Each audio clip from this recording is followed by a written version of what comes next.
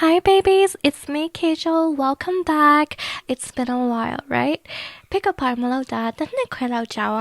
so I'm back with this pick a cookie. Jada cookie jibono. The video go pass lo solution pass lo talo yabae. 1, 2, 3, 4. Jada pile jada cookie. And if you're ready, let's get it started. Welcome babies, Starly Yutai Baby Stow. I hope you're all having a good day.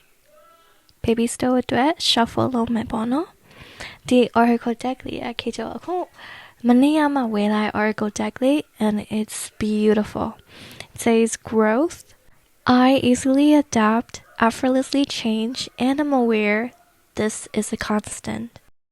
ဒီရပိုင်းအတွင်းမှာအများကြီးပြောင်းလဲလာမဲ့ energy မျိုးတွေတွေ့ရတယ်။ဒါပေမဲ့ကိုယ့်ရဲ့စိတ်ထဲမှာကတော့ wait ဒါကအများကြီးပြောင်းလဲတာမဟုတ်သေးဘူး။နည်းနည်းချင်းစီပဲဟိုနေရာဒီနေရာနည်းနည်းချင်းစီပဲပြောင်းလဲနေရတိုးတက်နေရဆိုပြီးတော့အားမလို့အားမရဖြစ်နေမဲ့ energy မျိုးကိုတွေ့ရတယ်ပေါ့နော်။ But ကိုကအမြဲတမ်း self improve လုပ်နေတဲ့ energy မျိုးတွေ့ရတယ်။ကိုယ့်ရဲ့ကျန်းမာရေးပိုင်းရောကိုယ့်ရဲ့ mental health ပိုင်း spiritual health ပိုင်း physical health ပိုင်းစတဲ့ healthy ဖြစ်အောင်အဓိကထားပြီးလုပ်နေရမျိုးတွေ့ရတယ် healthy relationships healthy family lifestyle healthy work balance စတဲ့ healthy lifestyle ပုံစံမျိုးကိုသွားနေရမျိုးဖြစ်တွေ့ရတယ်ပေါ့နော် energy blockages တွေလည်းမရှိတော့ဘဲနဲ့ energy ပိုပြီးပွင့်လာမယ် energy မျိုးတွေ့ရတယ်အဲ့ဒီတော့ကြောင့်လက်လာပါတွေလည်းပိုပြီးတိုးတက်လာလိမ့်မယ်လက်လာပါတွေကကိုလုံးဝတက်တာငွေကြေးကိုမပူပန်ရဘဲနဲ့နေထိုင်တဲ့အချိန်တွေအထိလာလာပါလေဝင်လာလိမ့်မယ်ကိုရောကိုရဲ့ဘေးနာကိုချစ်ရတဲ့သူတွေကိုချစ်ရတဲ့မိသားစုတွေပါပြန်ပြီး sharing လုပ်လို့ရမယ်vacation တွေထွက်လို့ရမယ်ဒါမှမဟုတ်လဲစားသောက်ဆိုင်တွေမှာ luxuriously သွားပြီးတော့စားသောက်လို့ရမယ်စားတဲ့ luxurious lifestyle ပုံစံမျိုးနေထိုင်လို့ရမယ်အခြေအနေတစ်ခုအေးချက်နေထိုင်လို့ရမယ်အခြေအနေတစ်ခုရောက်လာလိမ့်မယ်တစ်ခုရှိရက four of swords ကြားတဲ့အတွက်ကြောင့်Don't try to control everything. ကိုကဒီနေရာနည်းနည်းလေးလိုအပ်နေငါဖြစ်ရအောင်မယ်ငါဒါကိုလုပ်ရအောင်မယ်ဟိုနေရာနည်းနည်းလေးလိုအပ်နေငါပြုပြင်ရအောင်မယ်စတာမျိုး You're trying to control everything in your life and that's where energy blockage could happen. Allow things to happen naturally. Allow yourself to surrender. ဘယ်ရမလို့ဆိုကိုက control လိုက်လို့နေရမျိုးမဟုတ်ဖ ೇನೆ အော်ရတယ်သူတချို့အရာတွေကကို control လုပ်လို့မရတာမျိုးရှိနေလိမ့်မယ်ဥပမာသူများရဲ့ကိုဘယ်လိုမျိုးထင်တာမျိုးစတာမျိုးပဲကို control လုပ်လို့မရတဲ့အရာမျိုးဆိုရင် relax yourself babe relax yourself go get yourself some massage go get yourself some spa time take care of yourself အဲ့လိုမျိုးကိုရဲ့ me time self care time လေးနဲ့အေးစစ်စစ် relax လုပ်တာမျိုးဆိုလို့ရှင်เนาะA lot of good things will tap into your energy, tap into your life. တဖြည်းဖြည်းနဲ့တည်ငြိမ်လာတဲ့ energy မျိုးတွေ့ရတယ်။ကိုယ့်ရဲ့စိတ်ကလည်းပိုပြီးတည်ငြိမ်ရင့်ကျက်လာတာမျိုးတွေ့ရတယ်။ Okay ငါတခြားသူကိုအပြင်လူတွေကိုတိတ်ပြီးဂယုမဆိုင်တော့ဘဲနဲ့ကိုချစ်ရတဲ့မိသားစုကိုချစ်ရတဲ့ကိုယ့်ရဲ့ small circle ကိုပဲအာရုံစိုက်တာမျိုး focus လုပ်တာမျိုး grow ဖြစ်အောင်လုပ်တာမျိုးလေးတွေ့ရတယ်ပေါ့။ဥပမာကိုယ့်ရဲ့ခြံဝင်းထဲကအပင်တွေကိုရေလောင်းတာမျိုးခြံအပြင်ဘက်ကအပင်တွေသူ့သူဘာဖြစ်ဖြစ် you don't care you don't mind them you mind your own business အဲ့လို vibe မျိုးလေးရတယ်ပေါ့နော်နောက်ကိုယ့်ရဲ့ channel မှာကိုယ့်ရဲ့ဘဝထဲမှာကိုယ့်ရဲ့ဒီ private life ထဲမှာပေါ့နော်ဘာပဲဖြစ်နေတခြားသူအရန် sharing over sharing လုပ်တာမျိုးကြီးအရန်ကြောက်ရတာမျိုးကြီးမရှိတော့ဘဲနဲ့secret sense and private sense နေထိုင်လာတာမျိုးလေးတွေ့ရတယ်ပေါ့နော် so I say that your future is very quiet luxury energy မျိုးလေးတွေ့ရပါတယ် so yeah my pal one babies keep going where you're going keep putting the effort it's all gonna pay off in the end and don't be too harsh on yourself because small steps make big change I love you have a good day Hello, my pile 2 baby flower cookie little baby still. It is your pile. It is your reading. How are you guys doing today? And I hope you're having a great day. Babies do it, Karka. Be the change. I see a rebellious energy. A day maronga tumyaye energy di tumyaye lamomui tumyaye toxicity tumyaye adoi khoi chang စိတ်ရှုပ်ခဲ့ရတာမျိုးကြီးအဆက်မပြေဖြစ်ခဲ့တာမျိုးကြီးရှိကောင်းရှိခဲ့လိမ့်မယ် and you're so tired of it အဲ့အတွက်ကြောင့် okay သူကမပြောင်းလဲဘူးအခြေအနေတွေကမပြောင်းလဲဘူးဆိုရင်ငါကိုယ်တိုင်ပြောင်းလဲအောင်လုပ်ပြမယ်ငါကိုယ်တိုင်ဘယ်လိုပြောင်းလဲဖြစ်မယ်ဆိုတော့ကျင်းသွားတဲ့ energy မျိုးတွေရတယ် and you're starting to speak up ကိုမကြိုက်တဲ့အရာတွေဆိုရင်အရင်တော့ကအော်ရပါတယ်ကြိုက်တယ်ဆိုပြီးတော့ people pleasing လုပ်ခဲ့တဲ့အရာတွေအခုတော့ပိုင်းမှာ no ငါဒါလုံးဝမကြိုက်ဘူး no ဒါကပြင်ရမယ်ငါတို့အဆင်မပြေနေဘူးစတဲ့ you're starting to say no to things that you don't like and that is kind of badass that's so hot babe story တွေကပိုပြီးဘဝနဲ့ပတ်သက်ပြီး serious ဖြစ်လာတာမျိုးတွေ့ရတယ်ငွေကြေးပိုင်းမှာဆိုလို့ရှင်လဲ okay ငါဘယ်လို save up လုပ်ရမလဲဘယ်လိုနေရာလေးမှာ budget လုပ်ရမလဲဘယ်လိုနေရာလေးမှာအဲ့ငွေစုထားတဲ့ငွေကိုဘယ်လိုပြန်သုံးရမလဲဘယ်လို invest လုပ်ရမလဲအဲ့ကြလို့ရှင်ရေရှည်အတွက်ဘယ်အဆင်ပြေမလဲစတာမျိုးလေးငွေကြေး financial management ပိုင်းလေးလဲပိုပြီးတော်လာတာမျိုးပိုပြီးစီမံခန့်ခွဲတတ်လာတာမျိုးလေးရှိလာလိမ့်မယ် and အခုဒီ cards တွေကြည့်ရင်လည်းခေတ္တကြားရတဲ့ energy တွေကကြတော့ငါကိုအာကိုရမယ်ဘယ်သူမှအာကိုလို့မရဘူးငါကောင်ကတယောက်တည်းရက်တည်နေအောင်ကြိုးစားရမယ်ဆိုရဲ vibe မျိုးလေး energy မျိုးလေးရတယ် and baby still ကကိုယ့်ရဲ့လူမှုရေးနယ်ပယ်မှာဆိုလို့ရှင်လေကိုအခက်ခဲဖြစ်နေတဲ့အချိန်အကူအညီလိုအပ်နေတဲ့အချိန်မှာကိုညီပေးရဲ့တငယ်ချင်းတွေစိတ်ရင်းနဲ့ပေါင်းတဲ့တငယ်ချင်းတွေကိုပဲအနားမှာထားတော့ပြီးတော့ဒီအပျော်အပေါ်ရန်ဒီတိုင်း hang out လုပ်ရတဲ့ငွေချင်းတွေကိုတိတ်ပြီးတော့စကားမပြောရမျိုး cut off လိုက်တာမျိုး ghost လိုက်တဲ့ energy မျိုးလေးလည်းတွေ့ရပါတယ် but you're still actively social လူမှုရေးပိုင်းမှာဆက်ပြီးတော့ active ဖြစ်နေရမျိုးကြီးတွေ့ရတယ်လုပ်ငန်းနဲ့ပတ်သက်ပြီးတော့ parties လေးတွေ events လေးတွေသွားရတာမျိုးလေးတွေ now collaboration projects လေးတွေ teamwork လေးတွေစတဲ့အရာမျိုးလေးအကြောင်းအရာလေးပေါ်လာလိမ့်မယ်တယောက်နဲ့တယောက်အပြိုင်ဆိုင် energy မျိုးလေးလည်းပေါ်ပေါက်လာလိမ့်မယ်လုပ်ငန်းပိုင်းမှာဒါပေမဲ့ဒါကဆိုးရွားတဲ့ energy မျိုးမဟုတ်ဘူးကိုယ့်ကိုပူပြီးတော့တော်ရဲသူဖြစ်အောင်ကောင်းတဲ့သူဖြစ်အောင်ပို့ပြီး successful ဖြစ်အောင် push ပေးမဲ့ connection မျိုးလေးတွေဖြစ်နေလိမ့်မယ် competitive connection မျိုးပေါ့နော်အပြိုင်ဆိုင်မျိုးလေးဖြစ်မယ်ဒါပေမဲ့အဲ့အပြိုင်ဆိုင် connection မျိုးမှာ inspiration ရတာမျိုးဖြစ်မယ်ကိုယ့်ထက်ပိုသားနေတဲ့တငယ်ချင်းတွေမိတ်ဆွေတွေနဲ့စကားပြောဖြစ်လိမ့်မယ်စကားဝိုင်းမှာသူတို့ပြောလိုက်တဲ့စကားနဲ့ oh okay ငါစူးစမ်းဖို့လိုပါသေးလားဆိုရယ် realization ရတာမျိုးလေးဖြစ်နေလိမ့်မယ် so my pal number 2 ခေကျွန်တော်ဆုံးပေးချင်တဲ့ advice ကတော့နားတဲ့အချိန်မှာနားဖို့လိုအပ်ပါတယ်ကိုကအဲ့ချိန်မှန်မှန်အိပ်ဖို့လိုအပ်တယ်အနားယူတဲ့အချိန်မှာဆိုလို့ရှင်လေအာမနာတဲ့အနားယူဖို့လိုအပ်ပါတယ်ကိုအရင် push မပေးပါနဲ့အနားယူတဲ့အချိန်မှာအနားယူပြီးတော့ push ပေးတဲ့အချိန်မှာလည်း push ပေးဖို့ပေါ့နော် balance ဖြစ်တဲ့ lifestyle မျိုးလေးသွားဖို့ advice ပေးပါတယ် I hope you guys enjoy this reading and I'll see you next time bye bye pal number 2 hello my pal 3 babies the smiley go you type baby still How are you guys doing today? I hope you're having a great day. Baby still at shuffle lopipame. Shuffle karka boundaries. My respectful boundaries are not influenced by social norms or people's opinions when it comes to knowing what's best for me. Baby still တွေကိုရပိုင်းအတွင်းမှာ oversharing လုပ်တဲ့အရာမျိုးကြီးရှိခဲ့လား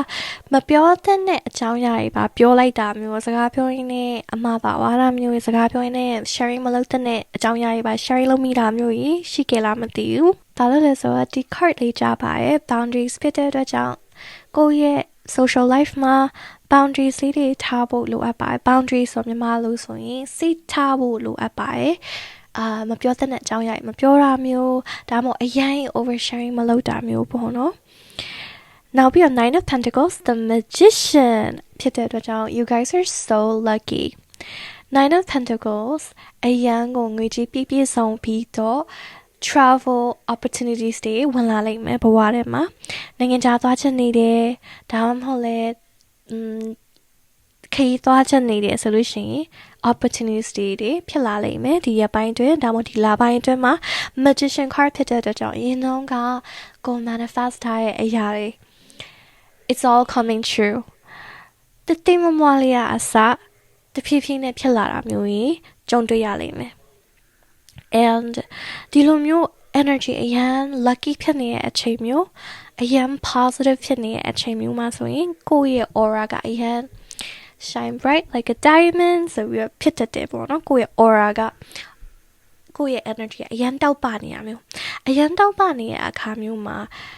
ပို့ပြီးတော့ popular ဖြစ်လာတာမျိုးကြုံတွေ့ရလိမ့်မယ် social life မှာပို့ပြီးစမ်းပွင့်လာတာပေါ့နော်စမ်းပွင့်လာတဲ့လူတွေကကိုယ်မြင်လိုက်တာနဲ့ဟဲ့အကြည့်တက်လေငါတို့သွားပြီးစကားပြောချင်တယ်ငါတို့သွားပြီးတခုခုနဲ့ပတ်သက်ငါယုံလို့ရရဲ့ထင်တယ်သူကြည့်ရတာစိတ်ထားကောင်းမဲ့ပုံလေးဆိုပြီးကိုလာပြီးရင်ဖွင့်တာမျိုးလာပြီးစကားပြောတာမျိုးအဲ့တော့မလိုအပ်တဲ့ energies တွေမလိုအပ်တဲ့ maybe တချို့သူတွေဆိုရင် gossip လာလုပ်တာမျိုးရှိလိမ့်မယ်လာပြီးအတင်းတုတ်တာမျိုးကြီးသူများရဲ့ drama ကြီးလာပြောတာမျိုးရှိနေလိမ့်မယ် you have to avoid